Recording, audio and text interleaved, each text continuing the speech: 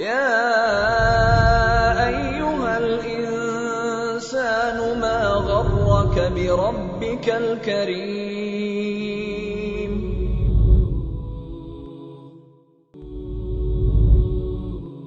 సోదరులారా, మన జీవన పయనం ఎన్నాళ్ళో చెప్పండి. ఎవరైనా ఇన్నాళ్ళు అని ఎవరైనా చెప్పగలరా? ఎవరు చెప్పలేరు. మీకు ఎన్నేళ్ళు అన్నామనుకోండి, టాకుని చెప్పేస్తాడు 51 years లేదు 45 years. అవునా కదా? ఎన్నాళ్ళు అంటే చెప్పేస్తాం. ఇంకెన్నాళ్ళు ఎవరైనా ఎవరు చెప్పలేరు. ఎందుకు గ్యారంటీ లేదు?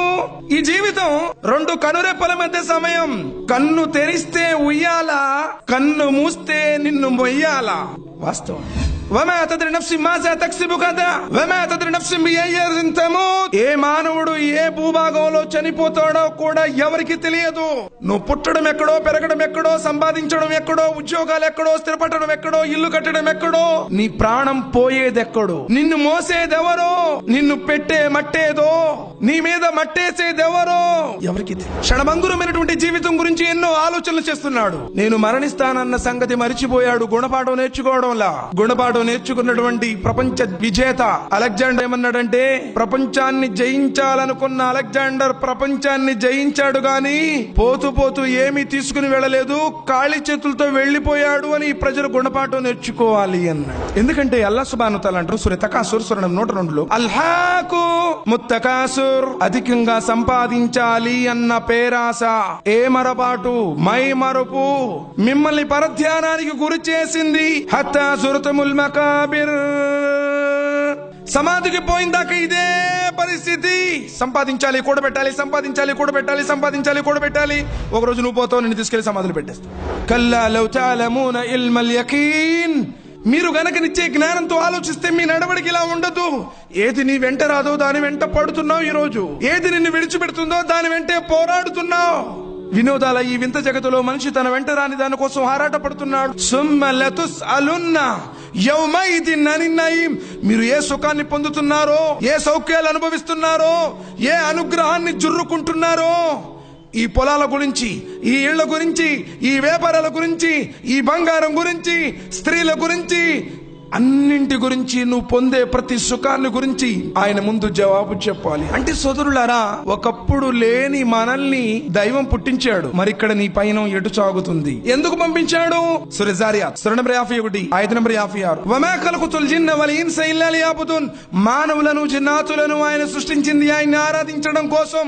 ఓ మనిషి, నీ జీవితానికో పరమార్థం ఉంది, నీకో గమ్యం ఉంది, నీకో ఉద్దేశం ఉంది.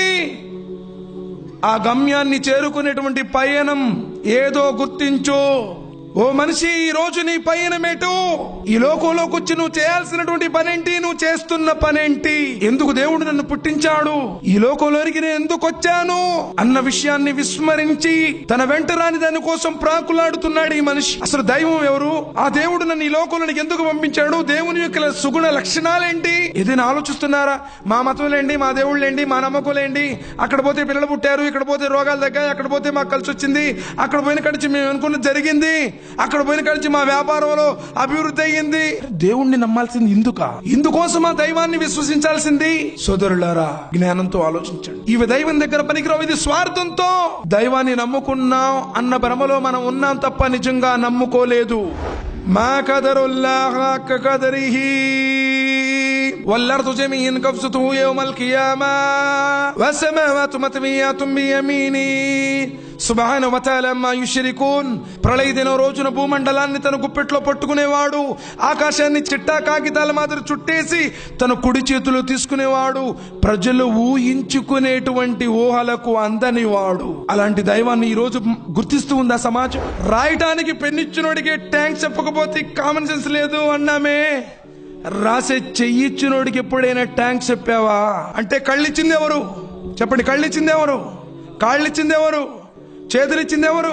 పీల్చే గాలి, త్రాగే నీరు, నివసించే భూమి, సర్వ సృష్టి, నిఖిల జగత్తు, సర్వాన్ని సృష్టించిన వాడా సృష్టికర్త అయినప్పుడు ఆయనకు కృతజ్ఞతలు. ఆయన ఆరాధించకుండా నేను వేరే వాళ్ళని ఆరాధిస్తానంటే ఆయన ఒప్పుకుంటాడా? సోదరులరా, మన పయనం అదే. నిన్ను నీ తల్లి గర్భంలో తయారు చేసినటువంటి నీ స్వామిని ఆరాధించడమే నీ పయనం.